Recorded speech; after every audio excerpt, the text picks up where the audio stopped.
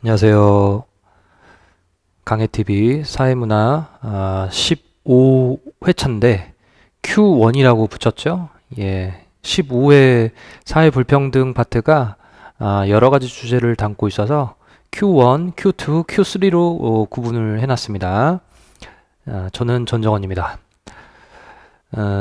오늘 다뤄볼 주제는요,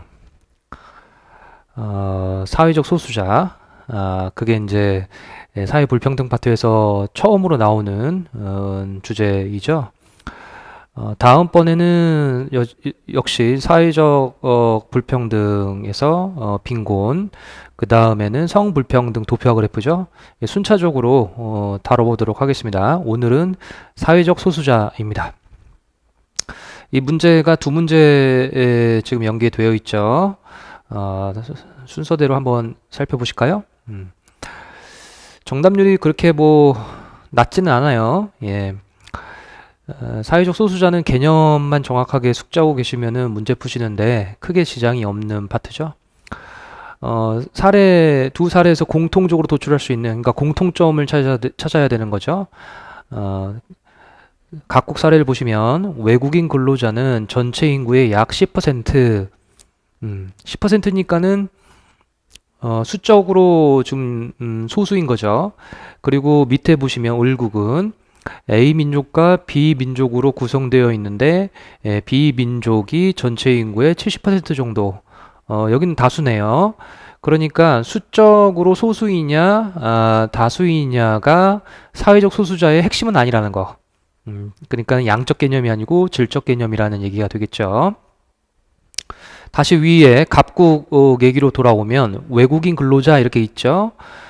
그리고 세 번째 줄에 끝부분 보시면 남성보다 여성이 더 심한 차별 이렇게 되어 있죠. 그러니까 외국인도 사회적 소수자의 대상이 될 수도 있고 여성도 사회적 소수자의 대상이 될 수 있다는 거. 그 다음에 을국 사례를 보시면 민족 나오죠. 민족.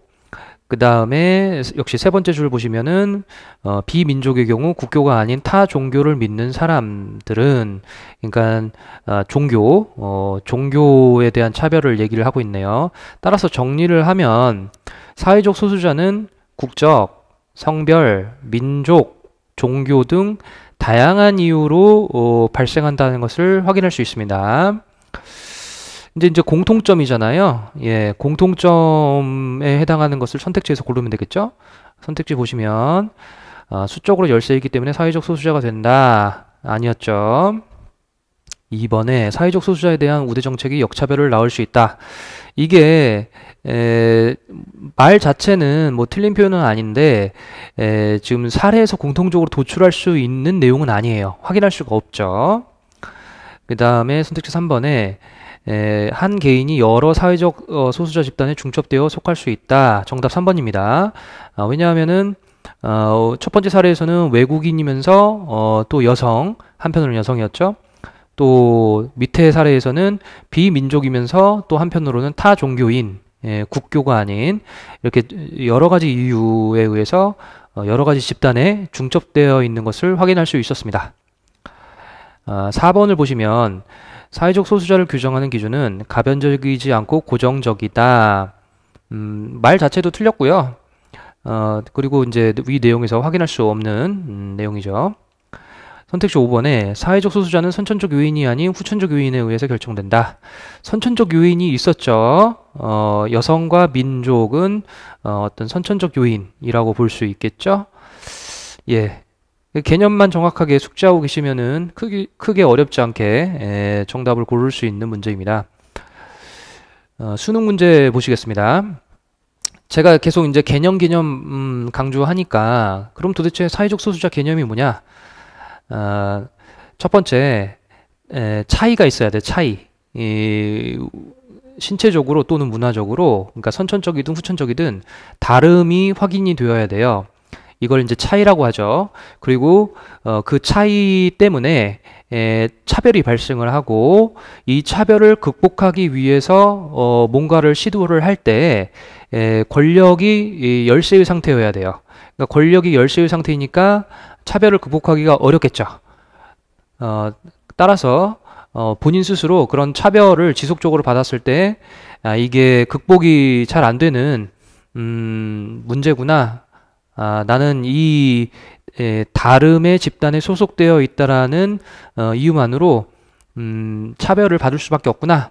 라는 인식이 자기 정체성이 형성되어 있으면은 비로소 사회적 소수자라고 개념 정의를 하죠. 그러면 요 위에 있는 갑국 또는 을국 사례를 한번 보실까요? 각국에 사는 노인 A는 취업 시장에서 불이익을 받거나, 그러니까 지금 여기는 노인 이렇게 나와 있죠. 나이 때문에 이렇게 되어 있는 거. 나이는 선천적인 거죠. 귀속적인 거죠. 이거는 내가 나이를 의지의도로 고칠 수 없는 거잖아요. 그 다음에 밑에 사례는 강제 이주로 3대째 을국에서 살고 있는 이주민의 3세 B는 을국 사람들과 구분되는 민족적, 인종적, 민족하고 인종하고는 다른 얘기죠.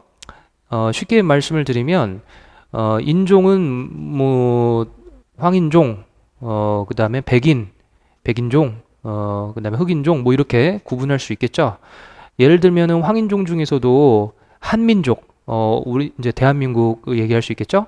그 다음에 중국의 한족, 뭐 이렇게 기타 등등 민족을 나눌 수 있겠죠. 그러니까 인종이 좀 더 넓은 개념이고 거기서 세분화된 게 민족이라고 볼 수 있겠고, 그리고 인종하고 민족은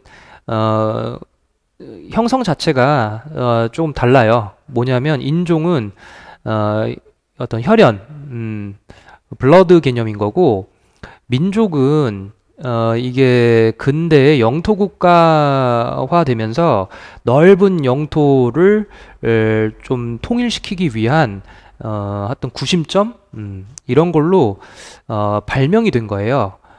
그래서 민족이라는 개념 자체가 좀 근대적 개념인데, 그러니까 인종하고는 좀 다른 얘기가 되겠죠. 어쨌든 기준이 다릅니다. 인종과 민족은 기준이 좀 다릅니다. 그러면 문제를 이제 본문을 보셨으니까 선택지 한번 보실까요? A는 B와 달리 권력의 열세로 인해, 아니죠, 모두죠. 2번에 A는 B와 달리 여러 사회적 소수자 집단에 중첩되어 속해 있다. 앞뒤가 바뀌었죠. B는 인종, 민족 두 개의 기준이 적용되고 있으니까요. A는 나이 하나만 해당됐잖아요. 그 다음에 3번에 B는 A와 달리 고정관념으로 인해 차별의 대상이 되었다. 둘 다죠, 둘 다.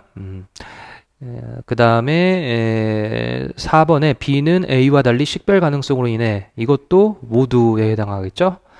따라서 정답 5번이 되겠습니다.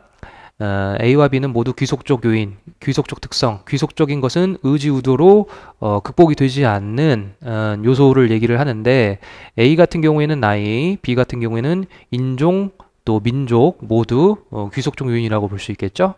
정답 5번입니다. 예, 그렇게 어렵지 않았죠. 오늘 여기까지입니다. 다음 시간에 다른 주제로 찾아뵙겠습니다. 감사합니다.